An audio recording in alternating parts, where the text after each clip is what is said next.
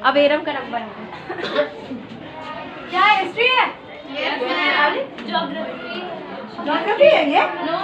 तबियत सही नहीं है फायजा? बात कर रहे हैं, हमारा चैप्टर कौन सा है?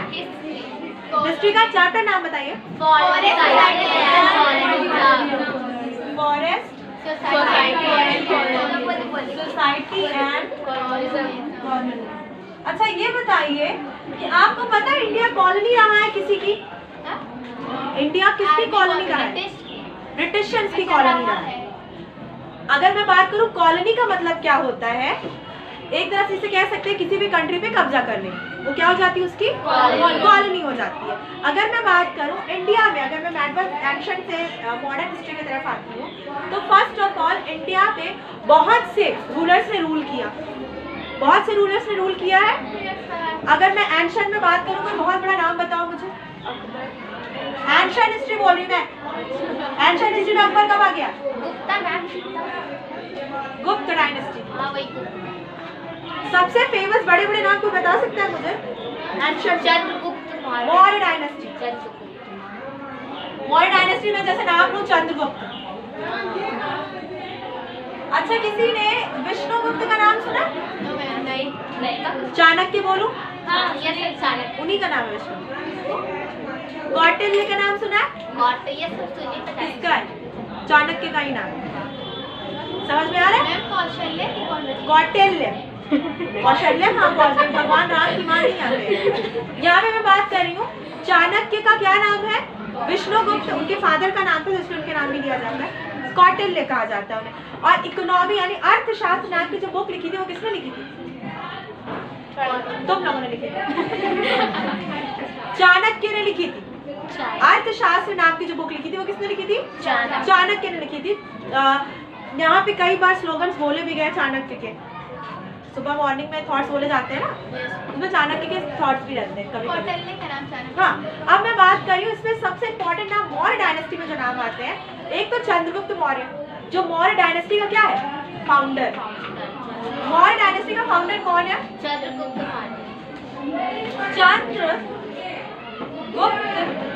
मौर्य। अच्छा ये जो मैटर है ये BC का है, बिफोर ऑफ जीसस क्राइस्ट, यानी जीसस क्राइस्ट के बर्थ से पहले की बात है। तो अगर मैं बात करूं जिस ग्रेगोरियन कैलेंडर को हम फॉलो करते हैं, कौन से कैलेंडर को फॉलो करते हैं? ग्रेगोरियन कैलेंडर को फॉलो करते हैं। लेकिन अगर मैं बात करूं उसी कैलेंडर के अकॉर्डिंग जो चीज जीसस क्राइस्ट के जन्म से पहले यानी उनके बर्थ से पहले हो चुकी है, वो नंबर्स उल्टे चलते थे। ये मैंने बताया था, उल्टे चलते थे। लेकिन एना डोमिनी AD की बात करूं, एना डोमिनी जिसे हम कह सकते हैं इन द ईयर ऑफ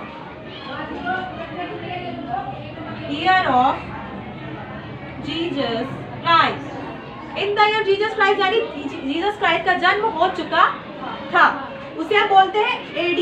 वो नंबर सीधे चलते हैं। जैसे कि मैं बात करूं 1526, 1527, 1528 ऐसे। 1526 को क्या हुआ था? शैली उस दिन पढ़ रही थी, मैंने बताया भी था शैली। 1526 को क्या हुआ था? इमली की बैटल नहीं। 1526 को हाँ the battle of first Panipat. Battle of first Panipat की कितनी वॉर हुई है? 3 वॉर हुई है, 3 वॉर हुई है। तो यहाँ पे मैं बात कर रही हूँ जो पहली पानीपत की वॉर हुई है, बैटल हुई है, वो हुई है 1526। किसके बीच हुई? बाबर और इब्राहिम लोदी। अगर मैं बात करूँ दिल्ली सल्तनत यहीं पे क्या हो गई थी? खत्म हो गई थी। और यहीं से मुगल एम्पायर स्टार्ट माना जाता है। मुगल एम्पायर 1526 से स्टार्ट माना जाता है और दिल्ली सल्तनत वहीं पे। ये मैं इसलिए पढ़ा रही हूँ क्योंकि जब मैं अभी ब्रिटिशर्स पे आऊंगी, कॉलोनिज्म पढ़ाऊंगी, तो आपको ये चीज पता होनी चाहिए। देखो ये जो मैं पूरा सेशन पढ़ा रही हूँ इसमें कहीं भी गुलामी वर्ड यूज नहीं है। दिल्ली सल्तनत कब चली है? 1206 से लेके 1526 तक। इसमें टोटल 5 डायनेस्टीज हुई हैं। कितनी डायनेस्टीज हुई हैं? 5। पहली डायनेस्टी का नाम अगर मैं बोलूं तो कोई बता सकता है मुझे? स्लेव डायनेस्टी, गुलाम। उसके बाद खिलजी, उसके बाद खिलजी के बाद तो किसने तुगलक बोला? सही बोला, तुगलक। उसके बाद सैयद, उसके बाद लोदी। लोदी में लास्ट रूलर रहा है इब्राहिम लोदी। इसके साथ किसकी वॉर हुई थी? बाबर की। कब हुई थी? 1526 में, फर्स्ट बैटल ऑफ पानीपत। पहली पानीपत की टोटल कितनी वॉर हुई है? 3 वॉर हुई है। पहली वॉर हुई है वो बाबर और इब्राहिम लोदी के बीच। कब हुई है? 1526 में हुई है। अगर मैं बात करूं, इब्राहिम लोदी जो है ये लोदी डायनेस्टी का लास्ट रूलर है, क्योंकि इसकी डेथ हो जाती, मौत हो जाती है इसके बाद। एक चीज और याद रखना कि अगर मैं बात करती हूँ जो हमारी यहाँ 1206 से लेके 1526 तक दिल्ली सल्तनत चली है, उसमें कौन ऐसा रूलर है, कौन ऐसा शासक है, कौन ऐसा राजा है जो बैटल में जिसकी मौत हुई, यानी वॉर में, वो है सिर्फ और सिर्फ इब्राहिम लोदी। याद रखना ये चीज। बैटल में यानी कि जंग के मैदान में वॉर की जो ग्राउंड था वहाँ पे किसकी मौत हुई है? इब्राहिम लोदी की। ये चीज अपने दिमाग में रखना। तो फर्स्ट ऑफ ऑल मैंने यहाँ बताया कि एंशियन में बहुत बड़े बड़े नाम है, अशोक है, चंद्रगुप्त मौर्य है, बिंदुसार है, ऐसे कई नाम है। चाणक्य ने रूल नहीं किया था। चाणक्य को अगर मैं कहूँ पॉलिटिक्स का बहुत स्कॉलर माना जाता है, क्योंकि पॉलिटिक्स की बहुत से उन्होंने थ्योरीज बताई हैं, थीसिस बताई, जिसका बेनिफिट ना सिर्फ चंद्रगुप्त मौर्य को हुआ बल्कि बिंदुसार को हुआ, और अशोक ने भी उसे बहुत अडॉप्ट किया। मैं कुछ बच्चों को क्लास से बाहर कर दूंगी, मैं बार बार कह रही हूँ। अब मैं बात कर रही हूँ यहाँ पे फर्स्ट सबसे इम्पोर्टेंट चीज यहाँ पे जो है आपकी कि एंशियन में आपको समझ में आ गया। मैडवल में मैंने बात की, मैडवल कहाँ से स्टार्ट होती है, ये चीज मैंने पहले ही बताई थी। 1206 से मैडवल स्टार्ट नहीं होती। मैडवल स्टार्ट कब से होती है? मैडवल हिस्ट्री कहाँ से स्टार्ट होती है? मुगल एम्पायर। मुगल एम्पायर तो है मैडवल में, मैडवल में तो ये भी आते हैं, लेकिन मैडवल इससे पहले से। मैडवल मध्यकालीन इतिहास। भारत का इतिहास कितने भागों में बटा है? कई बार बताया है मैंने। एंशियन, मैडवल और मॉडर्न। एंशियन कब खत्म होता है और मैडवल कब स्टार्ट होता है? मैडवल स्टार्ट होता है जैसे ही इंडिया में इस्लाम की एंट्री होती है। इंडिया में इस्लाम की एंट्री हुई, वहीं से मैडवल हिस्ट्री क्या मान ली जाती है? शुरू मान ली जाती है। और जहां से अगर मैं बात करूं ब्रिटिशर्स की एंट्री मानी जाती है, वहां से क्या मानी जाती है? मॉडर्न हिस्ट्री मानी जाती है। अपने दिमाग में इसे एकदम क्लियर रखना। मैडवल हिस्ट्री कहां से स्टार्ट मानी जाती है? इस्लाम। जहां ये कहा जाता है, जो इतिहासकार हैं वो लिखते हैं कि जहां से इंडिया में इस्लाम की एंट्री हुई, यानी इस्लाम मुसलमान इंडिया में आए, वहां से मैडवल हिस्ट्री स्टार्ट मानी जाती है। जैसे मैं बात करूं, मैडवल हिस्ट्री मानी जाती है 712। पहला नाम अगर मैं लेती हूँ मीर कासिम। पहला नाम क्या है? मीर कासिम। इसने जो इंडिया पे अटैक किया था, उस टाइम पे इसने इंडस रिवर, मैंने पढ़ाई थी इंडस रिवर, मैंने ज्योग्राफी में पढ़ाई है आपको।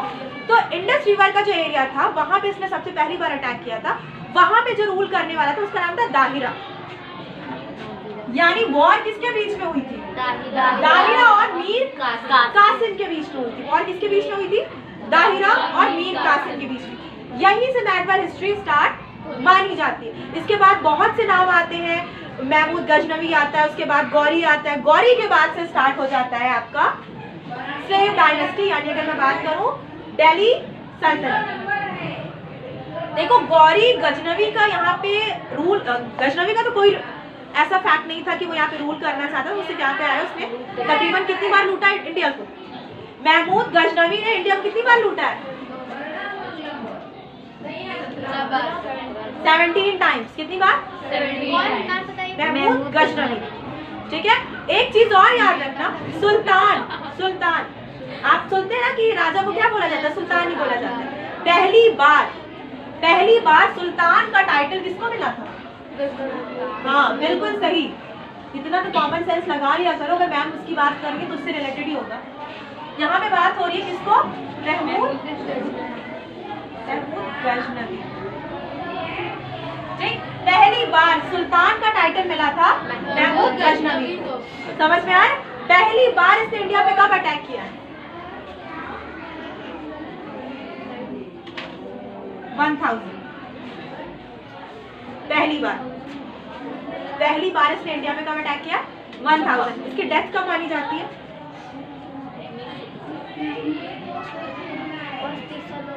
20 नहीं 30। इतने टाइम पीरियड में उसने इंडिया पे कितनी बार अटैक कर दिया? 17 बार अटैक कर दिया था। तो अगर मैं बात करूं, आपने सुना होगा एक इंडिया का बहुत फेमस सूर्य मंदिर था, उसकी हिस्ट्री सुनी होगी आपने, जिसकी दीवारें सोने की थी। इसकी दीवारें किसकी थी? सोने की थी। और ये जो सूर्य मंदिर था, ये किस देवता का मंदिर था? मैं नाम ही बोल रही हूँ, सूर्य देवता का मंदिर था। और इसकी वॉल को यहाँ पे मेरा कहने का मतलब है, जो वॉल की लेयर होती है ना, वो सोने की थी। वो पूरी सोने, वो पूरा का पूरा मंदिर ही सोने का मंदिर था। उस मंदिर को लूटने वाला बंदा कौन था? गजनवी लूटने वाला था। और उसने उस मंदिर की वॉल से लेयर्स उतरवा ली थी।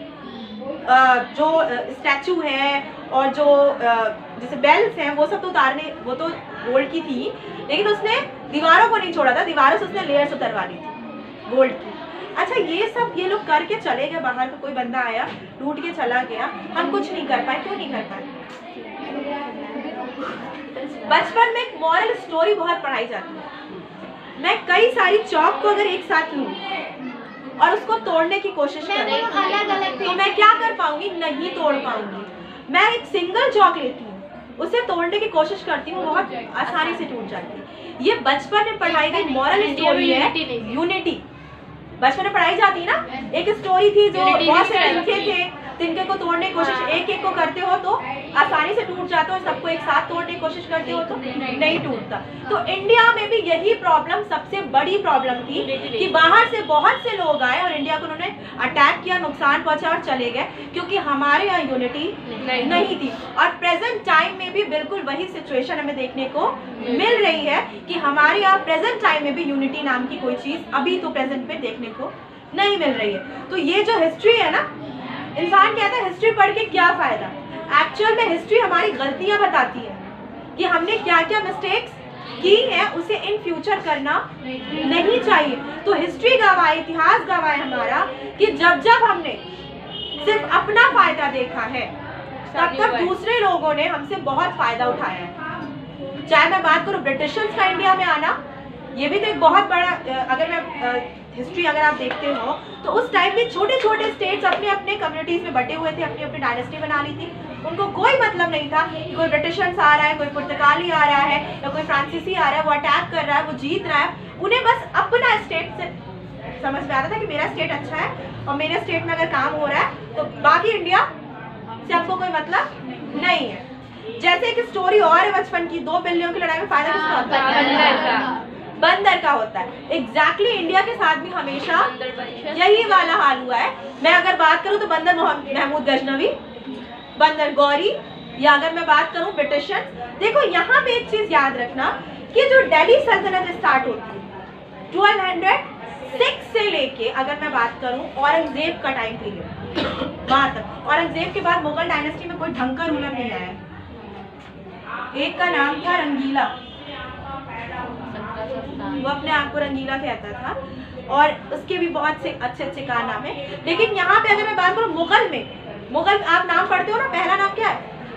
बाबर के बाद हुमायूं के बाद अकबर के बाद जहांगीर के बाद शाहजहां के बाद औरंगजेब।